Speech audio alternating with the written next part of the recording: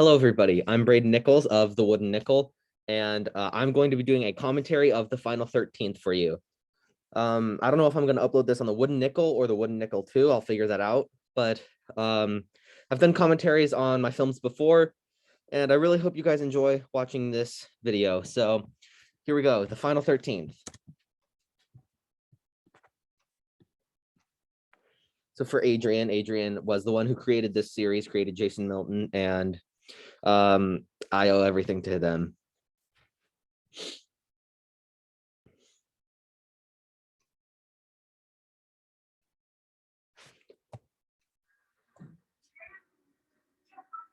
So I wanted this opening to kind of show what's going on in Lily's head, show like all the voices that have been nagging her down and putting her down, and why she decided to ultimately kill Murray. This takes place right after Rise of the 13th. So, and I wanted to, we actually did film this right after Rise of the 13th. We filmed this right before COVID started, and we had a completely different script at that time. The whole film took place after Rise of the 13th, like the day after instead of 2 years after. New footage with the same actors too. So this was all before COVID. Everything that before the title card was filmed pre-COVID. We had around three versions. We had one version of the original script. No, two versions of the original script with 5 different endings. One of the scripts was going to take place without COVID because that's when we wrote it. The second one was going to take place like a few months after, like half of it would take place right after Rise, and the half of it would take place a few months later. But obviously that didn't come to be. And there's the title card, the infamous sounds, the infamous music.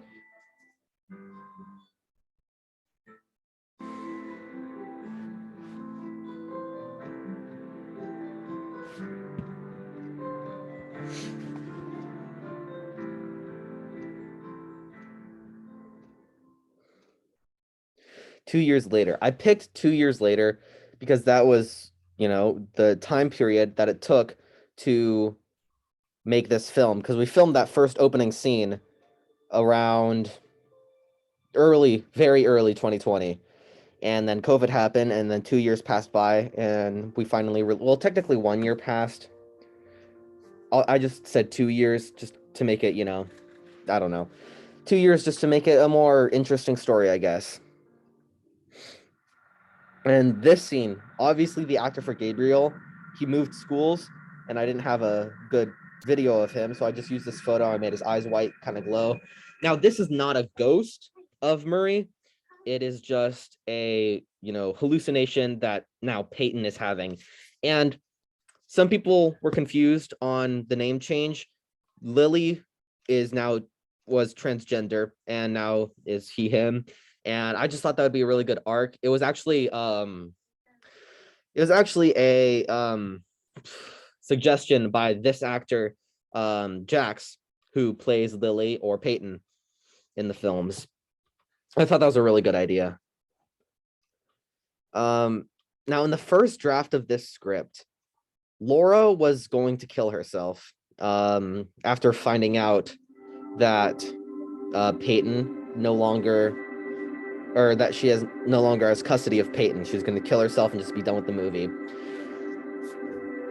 I didn't decide to do that because I just felt like, I don't know, it wouldn't really be a fitting end to the story without like the whole trilogy, like the whole 3 people, because the 3 people in the main story are Jason, Peyton or Lily, and Lora. Those are the 3 main characters in the whole series. And this is Hunter. A lot of people were confused about that too.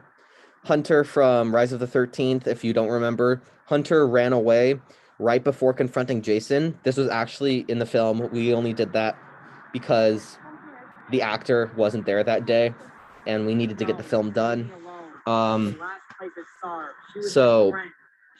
And this was also filmed during when the script said that Lora was going to die. So this would be after her suicide, but obviously that didn't go through. Just people think she's dead because she hasn't, come out, spoken about Jason murders or her son. And this character was originally supposed to be Peyton, but I just changed the character because I didn't know. We got a new actor. This is Jason's opening. This is supposed to take place in a hospital. This is an okay scene. I really like this scene in my opinion, but some people don't like it, and that's okay. Yeah.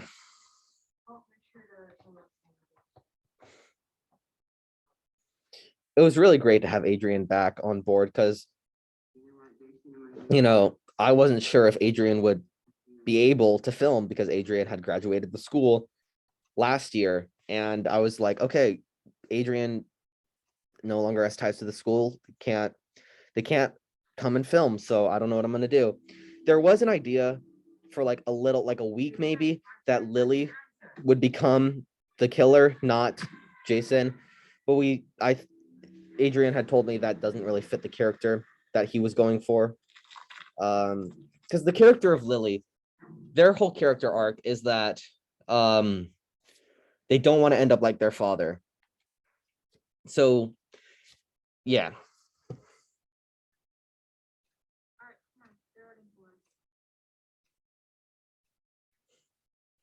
Now, when I first started filming this, I was concerned it would be like Rise, where we only had one location, like one set, which was the school, and we had to constantly change the set, like flip it around and just make it look different, even though it was the same set. I was worried we would have to do that. But thank God that like right after this scene, the sets start to get more diverse. We used an actual house. We used two houses in the film. We used my house and we used the actor's house. And then we also used a park for one of the scenes. And I feel like that makes the movie more unique instead of just, having it be all in one location. My daughter, son. See, this was the scene where Lora was supposed to kill herself after.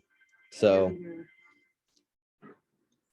originally in the first draft of this script, the first draft of the second version of this script, everybody was going to die. It was going to be Lora was going to kill herself, Hunter was going to kill himself, Paige would get his head smashed in, Nolan would get stabbed in the mouth, and Lily would kill Jason and then kill himself. Or Peyton would, yeah. It was really dark, and I'm just like, these movies aren't supposed to be super duper dark. They're supposed to be, just, they're supposed to have meaning to them. And I just feel like killing everybody off wouldn't really work. I mean, we eventually did kill everybody off, but we feel like we did it in a more symbolic way and just a more more meaningful way.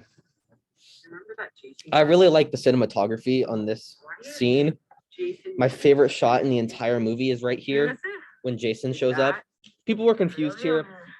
It's out of frame, but it's supposed to be Jason's mask because he's a cop. He was a cop earlier, we saw, but can't change it.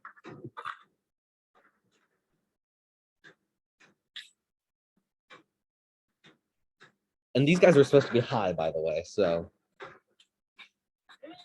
there's nothing really to say about this scene. I just felt like we needed, I saw Adrian and I'm like, hey, do you want to film something for the final 13th? And so we decided to film something of just Jason going around killing people because that's Jason's whole thing. And that is my favorite shot of the entire film right there. Beautiful shot.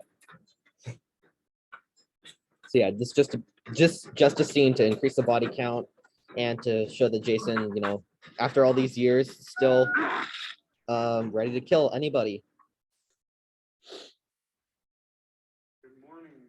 And this is the introduction of Nolan, the cop. I was going to introduce him a little earlier. I feel like that wouldn't really make sense because, Jason had just escaped and it wouldn't really be all over the news yet. So I wanted him to get a few kills in before it would be on the news. and this was filmed, like, I think 4 of these scenes, including this one, were filmed the day before it was premiered. So your room is right over here.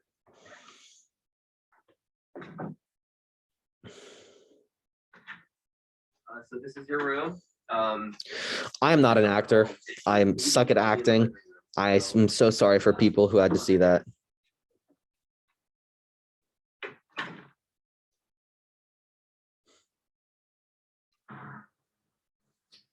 I do wish we did more with Hunter. We didn't have time or the abilities because these 2 actors are both very young. They're like 12 and 13. So they can't drive and they can't, go to locations without getting a ride, or they can't really go to locations at all because they're too young. I originally wanted it to be they're roommates. They live together, and that just didn't end up going through. So I do wish I did more with Hunter, but his whole goal was to try to get closure for, running away from Lora, and just, he could have changed the outcome if he had been there. Now, if you did notice at the very beginning of this film, Hunter is played by Sebastian, who played him in the original Rise of the 13th. But in this one, he's played by Landon. I don't know. I got the same vibe from Landon and Sebastian. They seem kind of similar.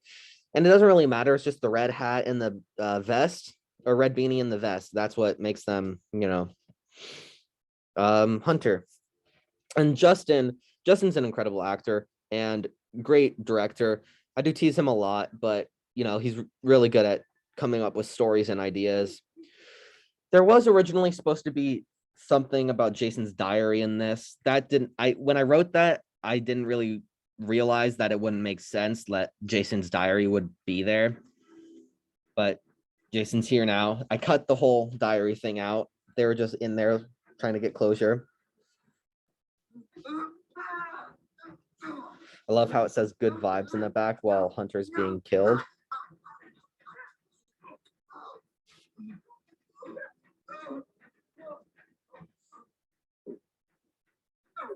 I feel like this is Adrian's top performance as Jason.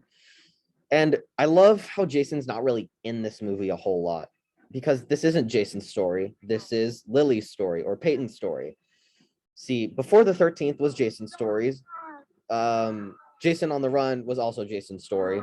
A True Friday the 13th was the victim story. It was from the eyes of the victims. And Rise of the 13th was Lora's story and how she dealt with the trauma and the guilt of falsely accusing someone of sexual assault. And the final 13th is Peyton's story. I tried focusing the whole story on Peyton. Everything would surround Peyton, and everything would be like everything. This is the scene where everything kind of goes, everything goes to shit, basically. Everything just goes wrong right here.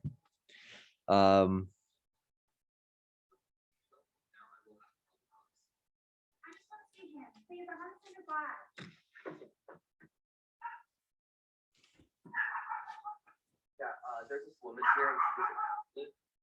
Yeah, she's on my property. Okay, thank you.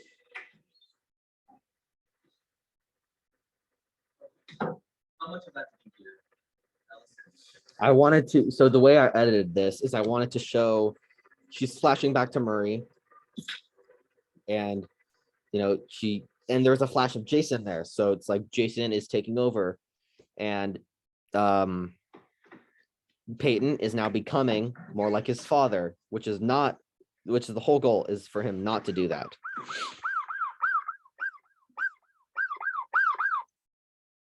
And then this scene. So this scene, people were confused on how he is related to the story. Because if you know, all the characters in Jason's stories are related. Like, they're all connected somehow to Jason Milton.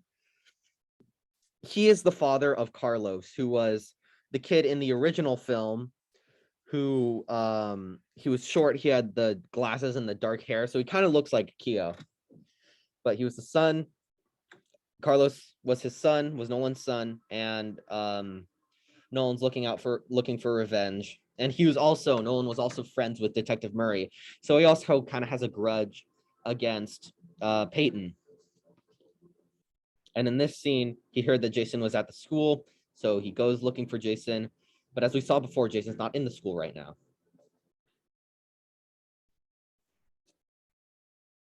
And I really just wanted to film this scene and just make it suspenseful. Not like super dramatic, I guess. Not super, I don't know what the word should be. Not super, yeah. Not super action-packed. There we go. Not super action-packed, just a thing of suspense. Because we don't know that Jason's not in there. Jason could have walked back in there. Because last time we saw Jason, he was killing Hunter. So Jason could walk in and kill Nolan. But if you've seen the film, Jason is not in the school. So some people, it was just kind of I wanted there to be a longer runtime, but I also kind of wanted it to show that Nolan is kind of loosening a few screws in his head. And then we see what Jason has been doing. So as you can see, the book is in his hand. That was supposed to be the diary thing, but Jason finds him. No, and Paige kicks him. I don't know why I picked two P names. Those are always difficult, and especially since they're so close together. So funny thing, this right here, this scene of him walking, you can tell the difference because of the lighting. But the more orangish tone was filmed at the very beginning of the school year, and then the other half of this scene was filmed at the end of the school year, or near the end of 2021.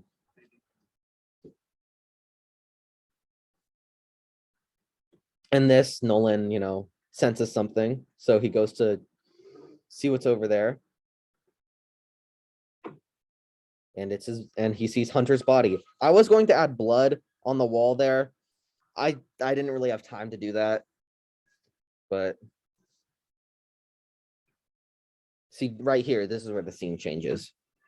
It's a little obvious, but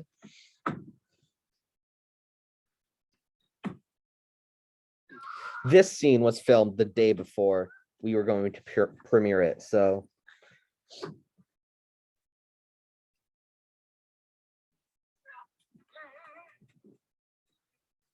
and this is the scene where they all come together and find each other. So Nolan does work for the police. He's a cop.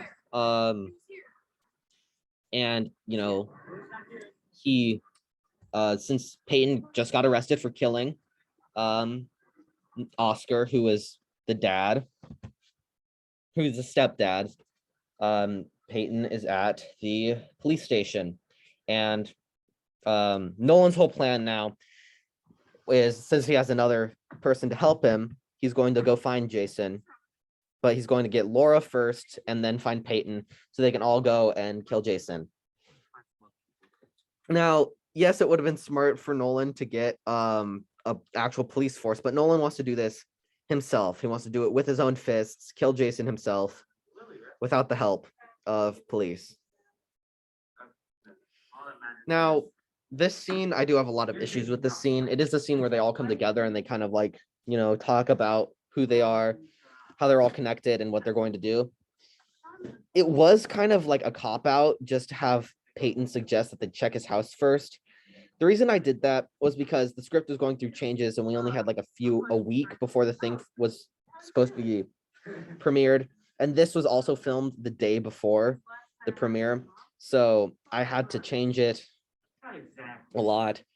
And I just had to, rearrange things. So I did try to keep continuity very good in this movie. The only continuity that isn't like 100% like ever is Justin. But you got to do what you got to do to make a film, I guess.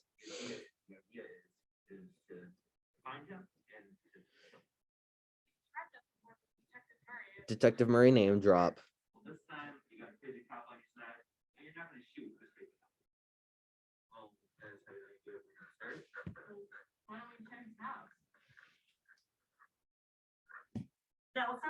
I'm really happy with the ending scene with the big final fight, I guess. There were a lot of different ideas thrown around for that. We were originally going to do it at the levee that's near the school. That wouldn't really make any sense. I just thought it would be a really cool, place to film something. Then I had another idea because we couldn't do that because it would be too dangerous. Because I wanted this to be at night. I was thinking, oh, we could do it at the school. But we had already done that three different times in Before, A True, and Rise. And I'm like, I want this film to be different. I want this to be a definitive end. So what can I do? Because the school is the main place where all of Jason Milton's trauma has surfaced, has been caused because he was bullied immensely and at the school. And I was just like, where can I do this that will actually have some meaning? And I picked Jason Milton's house where he killed his brother for the first time. That was his first murder ever. His brother. No, it was his second murder ever.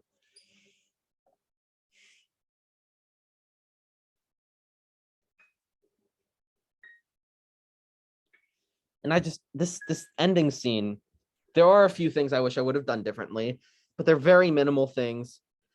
I wish I would have showed a body here because there was supposed to be a body here, but I didn't have another person.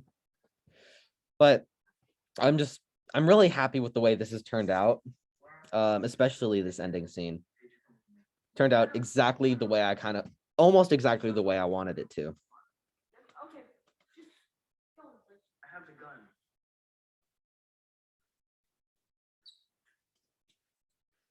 Like the jump scares, I guess, are very cool. There's nothing for me to really say about this scene. I love this scene. One of my favorite scenes that I've ever filmed, favorite scenes I've ever edited, and favorite scenes I've just ever made in general.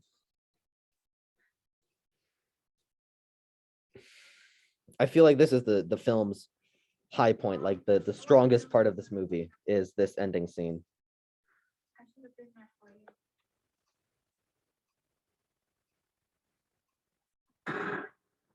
Just that. Oh.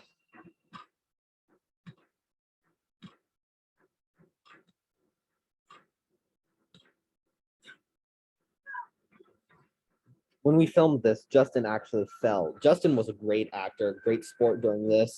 He was the youngest, but he was a great sport during this film. He was just really good to work with.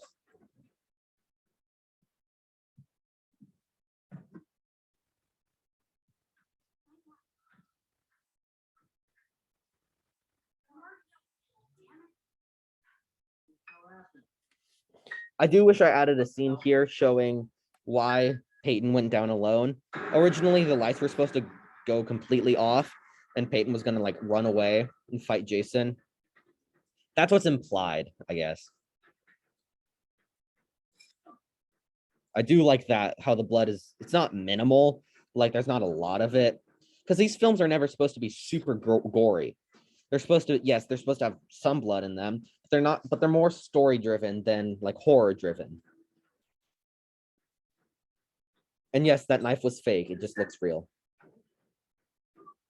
Now, this was a big move, killing off Peyton, because especially when everybody else is still alive, because I don't know, I just felt like it was the right thing to do, because in every story, the hero always wins, and every story, the hero always wins, but this, or it gets reversed. But this, the killer completes his goal, is to kill everybody who wronged him. And these are the last people on Earth who have wronged him before. Because everybody else is everybody else is dead. So this is the final few, and he's about to complete his goal. But then Peyton just has that much life in her, or that much life in him, to kill him and end the murder spree that is Jason Milton. It doesn't really make sense that they talk when Peyton got his throat slit, but it's a movie. I really like that shot too, of the mask.